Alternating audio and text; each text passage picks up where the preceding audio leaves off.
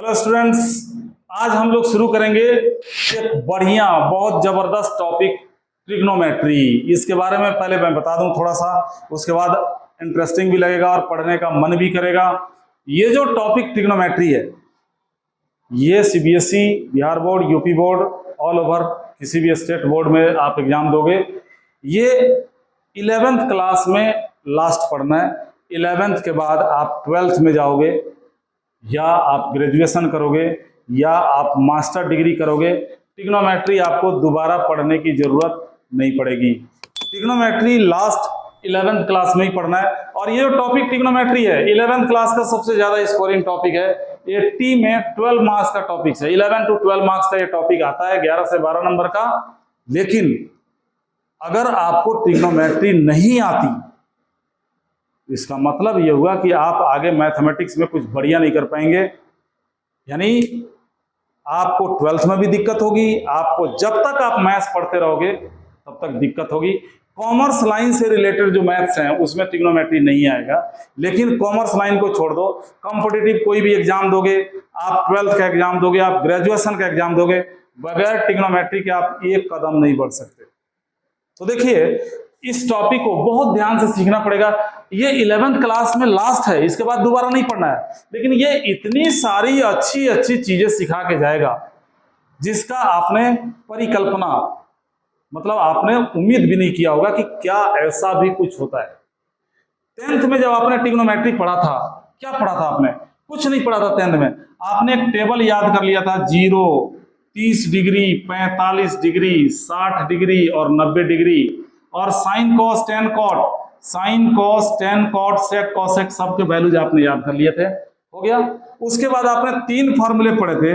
वो था sine square theta plus cos square theta is equal to 1, sec square theta minus tan square theta is equal to 1, cosec square theta minus cot square theta is equal to 1। दूसरा जो formula आपने पढ़ा था कि sign का उल्टा cosec होता है, तो साइन और कॉसेक को अगर हम मल्टीप्लाई कर दें तो 1 हो जाएगा। टेन का उल्टा कॉट होता है, तो टेन और कॉट को मल्टीप्लाई कर दें तो 1 हो जाएगा। सेक का उल्टा कॉस होता है, तो सेक और कॉस को मल्टीप्लाई कर दें तो 1 हो जाएगा।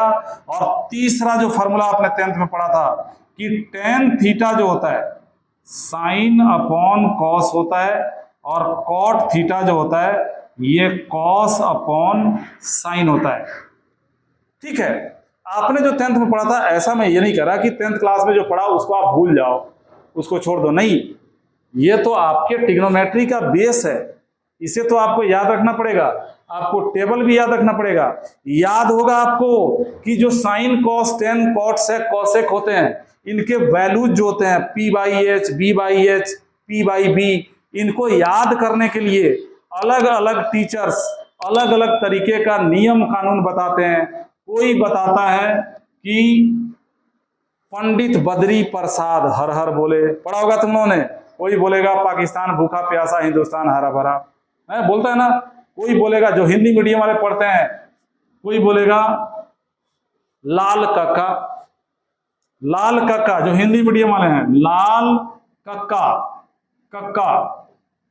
ये साइन हो गया लम बटे में कर्ण, ये कॉस हो गया आधार बटे में कर्ण, और ये टेन हो गया लम बटे में आधार। हिंदी में इसको बोलते हैं। लेकिन इंग्लिश वाले क्या बोलते हैं? इंग्लिश वाले बोलेंगे पंडित बद्री प्रसाद हर हर बोले। इसी को कोई बना देता है, पता है कैसे रे? इसको बना देगा पापा बीड़ी पियोगे, हाँ हाँ बेटा। तो अलग अलग तरीके से टीचरों को याद करवाने का तरीका है। पापा बीड़ी पियोगे, हाँ हाँ बेटा। बाप पूछ रहा है पापा से, बीड़ी पियोगे पापा? पापा बोले हाँ बेटा। तो ये हो गया, देखो P/H perpendicular upon hypotenuse, base upon hypotenuse, perpendicular upon base. ये सारी चीजें 11th में बताई जाती है। आपके दिमाग में एक बात चल रहा होगा कि ठीक है, ये 12th में कौन सा नया ट्रिग्नोमेट्री आ गया? सारी ट्रिग्नोमेट्री तो हमने पढ़ ली। नहीं बेटा, आपने सारी ट्रिग्नोमेट्री नहीं पढ़ी। 12th की जब ट्रिग्नोमेट्री पढ़ोगे तो उसमें क्या क्या चीजें सीखोगे। आज क्योंकि मैं ट्रिग्नोमेट्री को इंट्रोड्यूस कर रहा हूं, ये बता रहा हूं कि ट्रिग्नोमेट्री का इंपॉर्टेंस, वैसे डेली लाइफ में इंपॉर्टेंस तुम्हें बता होगा, 10th में ही बता दिया होगा। कोई भी इंजीनियरिंग वर्क्स होता है इंजीनियरिंग वर्क, इंजीनियरिंग से रिलेटेड कोई भी वर्क होता है उसमें ट्रिग्नोमेट्री की जरूरत पड़ती है। कितना एलिवेशन रखना है, कितना डेप्रिसिएशन रखना है, सब कुछ वहां पे ट्रिग्नोमेट्री की जरूरत पड़ती है। लेकिन 11th 12th और उससे अपर क्लासेज में ट्रिग्नोमेट्री का क्या इंपॉर्टेंस है ये भी जानना आपके लिए बेहद आवश्यक है।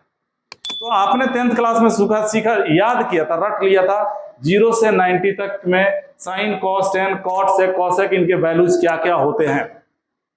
जब आप 11th में आओगे, 11th के बाद दोबारा अपने शब्दों को रिपीट कर रहा हूं, ट्रिग्नोमेट्री आपको पढ़ने का मौका नहीं मिलेगा।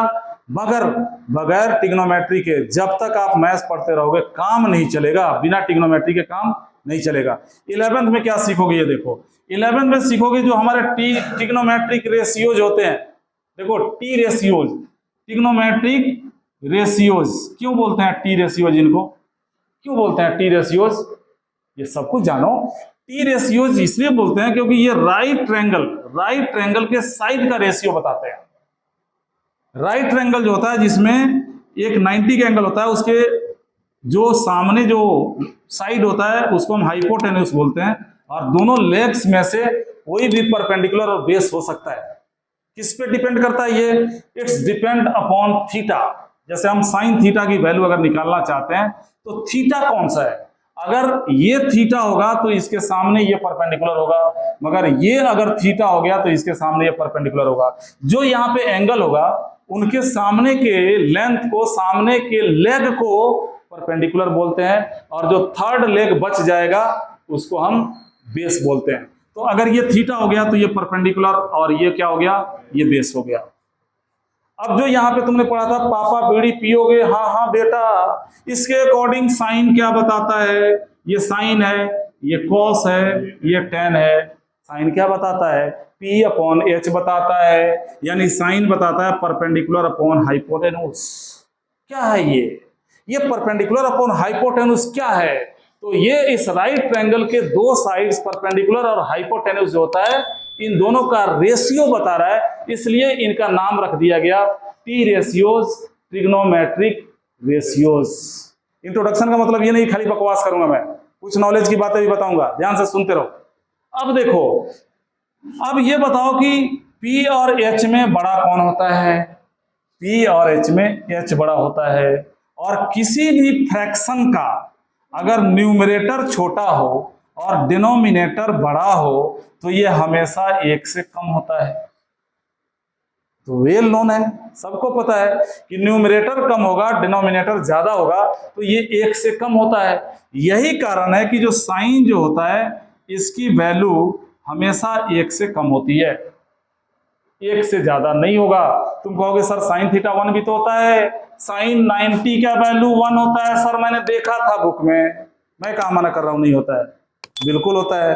अब बताओ ये थीटा 90 कैसे हो जाएगा, एक राइट ट्रायंगल में एक 90 ऑलरेडी है, दूसरा 90 कैसे हो जाएगा, पॉसिबल नहीं है, क्योंकि ट्रायंगल के तीनों एंगल का सम जो होता है 180 के बराबर होता है, तो 290 तो पॉसिबल नहीं होता। लेकिन ये थीटा 90 कैसे हो गया, ये तुमने एक खंबे के ऊपर प्लास्टिक का एक रस्सी बांध दिया, जब यहाँ पे इसको खूंटे से ठोक दिया ग्राउंड के ऊपर, जब इसको इधर शिफ्ट करोगे तो ये एंगल धीरे धीरे धीरे धीरे इंक्रीज करेगा, बढ़ेगा, और जब ये बिल्कुल यहाँ पे पहुंच जाएगा, ये पॉइंट ये बढ़ रहा है, ऐसे ऐसे बढ़ रहा है, जब ये यहाँ पे पहुंच जाएगा तब जाके ये थीटा 90 होगा।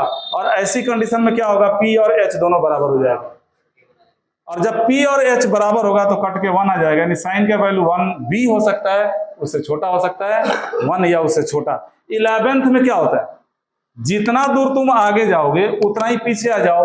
अभी तुमने पता किया कि साइन का वैल्यू 1 से ज्यादा नहीं हो सकता, 1 तक हो सकता है।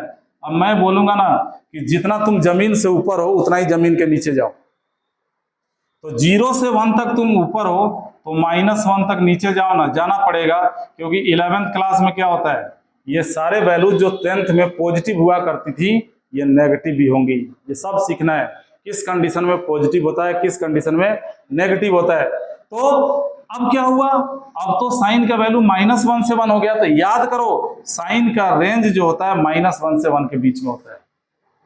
और इस तरीके से जैसे हमने साइन का रेंज फाइंड आउट किया, आप cos, tan, cot, cosec sec किसी का भी रेंज निकाल सकते हो। ये जो मैंने कंपैरिजन करके फाइंड आउट करने का मेथड बताया, इस तरीके से आप किसी भी ट्रिग्नोमेट्रिक रेशियोज का वैल्यू आराम से निकाल सकते हो कि एक से ज्यादा होगा, एक से कम होगा, या हम डिटरमाइन नहीं कर सकते। जैसे कॉस है, कॉस की वैल्यू सबको पता है कि b बाई एच होता है। Again one time more h is greater than b, that means your denominator is greater and numerator is less, that means the value of cos must be less than 1 equal to 1 कब होगा, जो कहानी यहां सुनाया था, यानी cos का value भी हाईएस्ट 1 और लोएस्ट -1 होगा। अब आता है सवाल टेन का। टेन का क्वेश्चन आता है, टेन थीटा जो होता है ये P अपॉन बी होता है। क्या P और B में तुम ये बता सकते हो कौन बड़ा कौन छोटा होगा? ये डिटरमाइन करना मुश्किल है। P भी बड़ा हो सकता है, B भी बड़ा हो सकता है, कोई भी बड़ा छोटा हो सकता है। तो यहाँ जो वैल्यूज मिलेंगे वो एक से ज्यादा और एक से कम भी हो सकते हैं। इस प्रकार हमने देख लिया कि टेन थीटा का वैल्यू कुछ भी हो सकता है, माइनस इन्फिनिटी से इन्फिनिटी के बीच में कुछ भी हो सकता है, और कॉट का वैल्यू भी माइनस इन्फिनिटी से इन्फिनिटी के बीच में कुछ भी हो सकता है। अब आता है सेक। सेक क्या होता है? सेक होता है h बाई बी। अरे यहां से देख लो ना, पापा बीड़ी पियोगे? हाँ हाँ बेटा, ये साइन हो गया, ये कॉस हो गया, ये टेन हो गया। कॉस का उल्टा सेक होता है h upon B. h upon B का मतलब क्या हुआ? h बड़ा है b से, तो h अपॉन बी जो होगा वो बड़ा होगा 1 से, और बराबर तो हम लगा ही देते हैं जब 90 या 0 होता है। यानी इससे ये पता चल गया कि सेक थीटा जो होगा इसका वैल्यू 1 या उससे बड़ा होगा। अब तुम जितना पॉजिटिव में जा रहे हो, 1 या उससे बड़ा मतलब 1 से लेके इन्फिनिटी तक, उतना नेगेटिव में आओगे तो माइनस इन्फिनिटी से -1 तक हो गया। यानी सेक का वैल्यू अगर 1 से बड़ा होगा तो सेक का वैल्यू -1 से छोटा भी होगा, और जो सेक के साथ होता है वही कॉसेक के साथ होता है। तो इस इंट्रोडक्शन की क्लास में हमने sine cos, tan cos, sec cosec का रेंज आपको बता दिया। ये भी बता दूं कि आप ये भी सीखोगे कि साइन 10 करोड़ डिग्री का वैल्यू 10 करोड़ डिग्री, टेन 5 अरब डिग्री का वैल्यू क्या होगा, और मैं आपको करोड़ों फॉर्मूले बनाना सिखाऊंगा, रटना नहीं। मैथ्स में मैंने कभी भी रटने को प्रायोरिटी नहीं दिया, कभी भी ये नहीं बोला किसी बच्चे से कि चीजों को रटो। हम इन चीजों को बनाना सिखाएंगे। तो ये इंट्रोडक्शन था ट्रिग्नोमेट्री का, मेरा लेक्चर जरूर देखें। मैं कह रहा हूं कि आपको मैथ से प्यार हो जाएगा जैसे मेरे को हुआ था। आपको मैं क्या बताऊं, मेरे भी 10th क्लास में बिहार बोर्ड में बहुत कम नंबर थे। अब ये कहानी मैं आगे सुनाऊंगा कि मेरा नंबर कम कैसे था और मैंने अपने मैथ्स को कैसे इंप्रूव किया, मेरा मैथ्स बढ़िया कैसे हुआ। ये बातें मैं आपको जरूर बताऊंगा। अगले लेक्चर में बताने के बाद ही पढ़ाना शुरू करूंगा ट्रिग्नोमेट्री। तो ये ट्रिग्नोमेट्री का जो भी वीडियो मैं बता रहा हूँ, जो भी लेक्चर इसका दे रहा हूँ, इसको आप लाइन बाय लाइन देखते रहिए, आपको बहुत ज्यादा फायदा होगा और आप कोई भी कॉम्पिटिटिव एग्जाम आराम से क्लियर करेंगे, उसमें हेल्प आपको मिलेगा। ठीक है, मिलते हैं अगले लेक्चर में।